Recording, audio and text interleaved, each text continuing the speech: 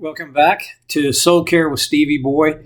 We're in First Peter chapter 1. Last time we left off with one of the most intriguing little things in the New Testament for me. In verse 12, Peter writes, "It was revealed to them," that's to the prophets, "that they were not serving themselves, but you, when they spoke the things that have now been told you by those who have preached the gospel to you by the Holy Spirit sent from heaven."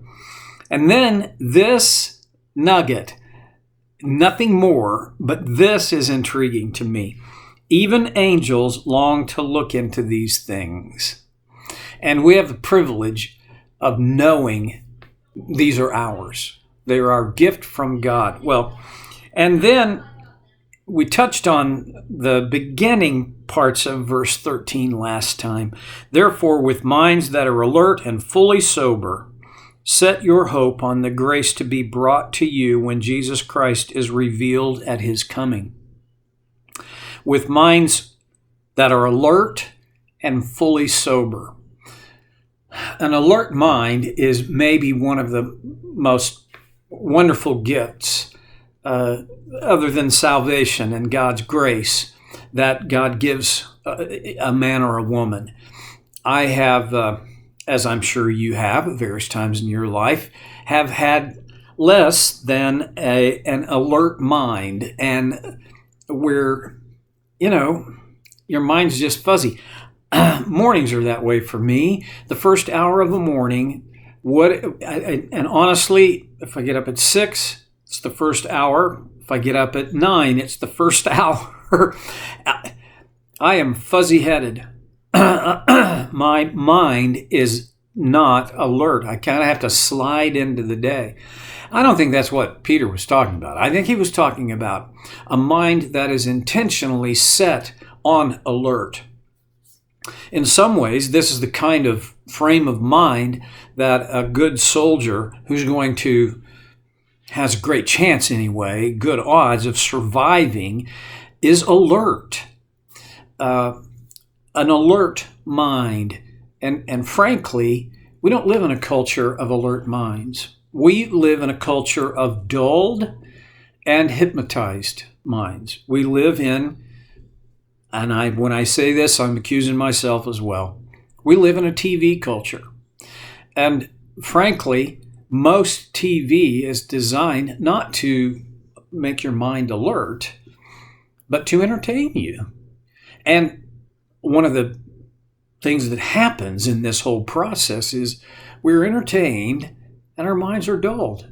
That's why you can sit down and begin watching TV at 7 in the evening, and at 10 o'clock you look around and think, holy smokes, I'm not sure I even got up to go to the bathroom, because our minds can be dulled. That's bad enough. But here, I think what Peter really has in mind is a mind that is alert to God. He says, with minds that are alert and sober, fully sober.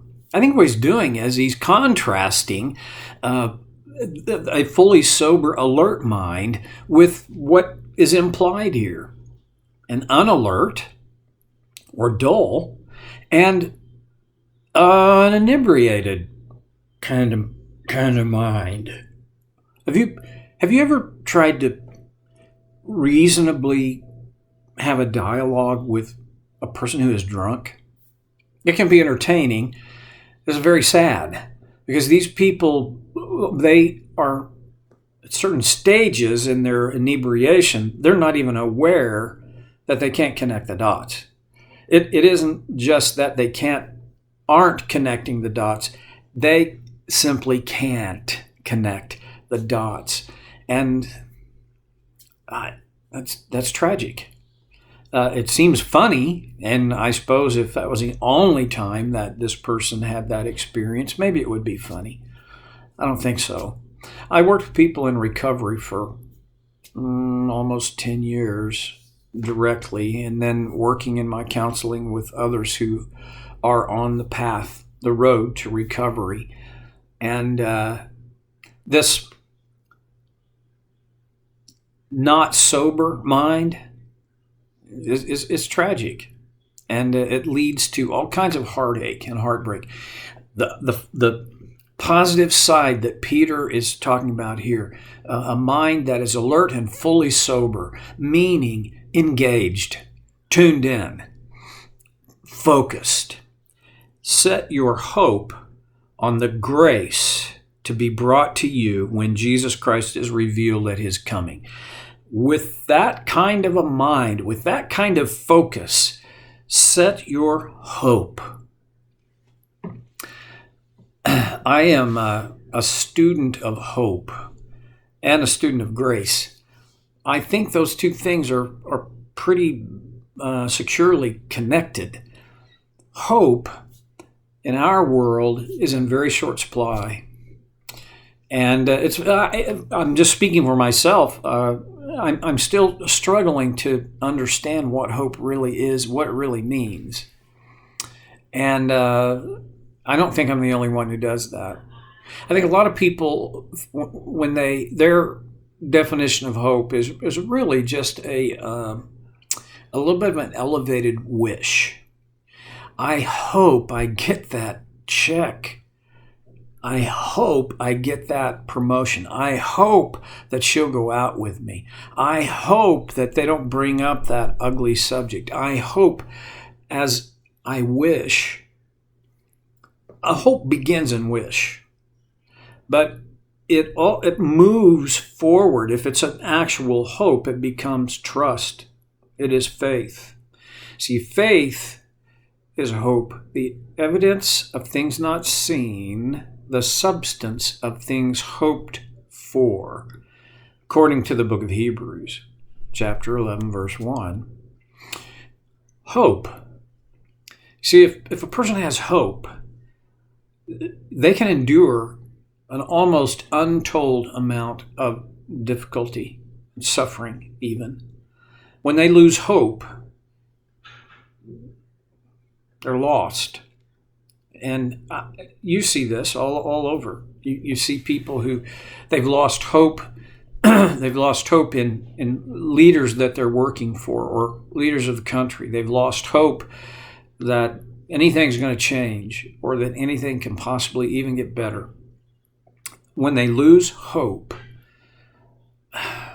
life then gets not just dicey, it gets downright impossible. Hope breathes life.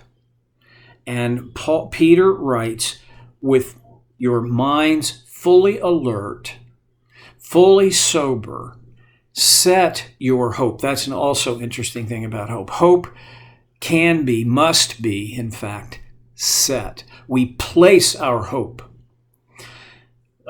Sometimes hope happens accidentally. I hadn't hoped for that. How did that happen? Okay, but the kind of hope that we're talking about here is not accidental. It is intentional. And here's the other thing that I think maybe the most significant thing about hope. Hope is only as good as its object. See, my hope is only as valid as what I have placed my hope in. And so honestly, I'm very careful about where I place my trust. I place my hope in people I trust. I place my hope. I fix my hope. I set my hope ultimately on Christ. There are times I've been disappointed by what I have perceived that Christ has either done or permitted. And at those times, it's hard for me to not feel that I have been disappointed by Jesus. It takes time down the trail, and I look back and realize I'm so grateful that I didn't get what I wanted. And so I'm not so disappointed by Jesus. He's my full and final hope. And every other hope that I might have has to come under the authority of this one who is hope. The name for hope is Jesus. And Peter writes, set your hope on the grace to be brought to you when Jesus Christ is revealed at his coming. See, our hope is not that a government program is going to fix the things that I don't like about my life. My hope is not that I will meet a person who will magically transform the chaos and the resentment and the bitterness that I have let accumulate in my heart. My hope is not, it's not in any of that. My hope, and this is my ultimate hope, and this is the kind of assured hope that Peter's talking about here, and that the writer of Hebrews meant. My hope is that one day the skies will split and Jesus will return. At that point, the full, absolute, complete grace of God will be revealed. The grace to be brought to you when Jesus Christ is revealed at his coming. Peter's going to talk a little bit about this later on in his book, about the coming of Christ and how some people are a little disappointed that it hasn't happened. But here he points to it as a source of ultimate hope. In verse 14, as obedient children, do not conform to the evil desires you had when you lived in ignorance. Ignorant people don't know any better. And so what they want, and they have an ignorant person. And see, I'm not using that word ignorant, that term, in a derogatory way. I mean it as in an explanatory way. Ignorance is simply not knowing. It is that you do not have the knowledge. You don't know. You're ignorant. It doesn't mean you're an ignoramus. It only means I'm ignorant about physics. You talk physics to me, and in 20 seconds, I'm in over my head. Same with math. You want to talk music and human behavior and human relations and Bible, I'm not ignorant. Okay, and I want to be careful I don't come across as a prideful kind of guy, but the truth is, when you're ignorant, you don't know. And Peter says, as obedient children, do not conform to the evil desires you had when you lived in ignorance. You didn't know any better. You're just going with what was there. Now, though, Peter says, as obedient children, don't conform any longer to those evil desires that you had when you lived in ignorance. Now, there are a whole host of evil desires that are part of people who are living in ignorance. Their perception of life and how they relate to it and what they do about it. I could spend hour upon hours upon hours describing the really silly things I've encountered. Let me just give you one quick one.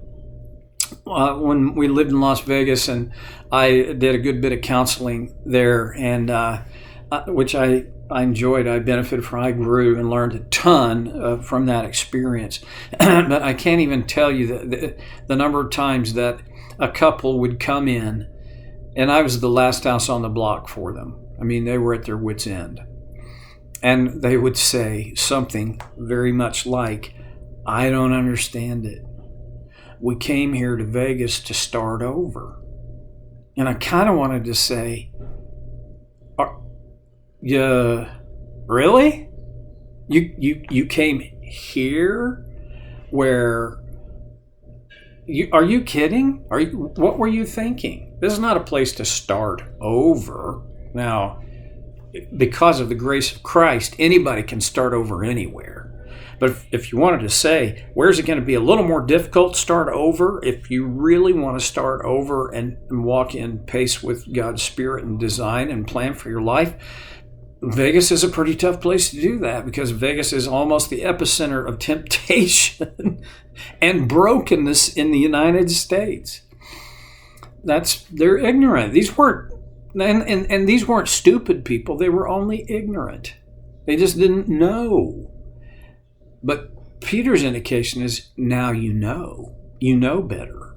And so do better. And one of the ways you do better is you turn away from those evil desires that you had when you lived in ignorance. Question, and then I'm still over time. The question is, are you still holding on to any of those evil desires that you had when you were living in ignorance? Are you still kind of almost even secretly? I mean, it's possible. And you don't have to be a horrible person for this to happen. You just have to be human. Well, I think what Peter is saying is look into your own life. Be observant. Be careful. Remember, your mind is alert and fully sober. When you are alert and fully sober and you look into your life and you see that you're still holding on to, you're still grasping some of those things that will always hold you back, the things that are residue of your old life before you knew better, turn loose of them.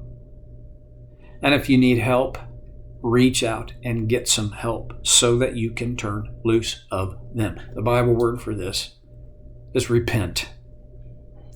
Turn away from those desires and behaviors and to God.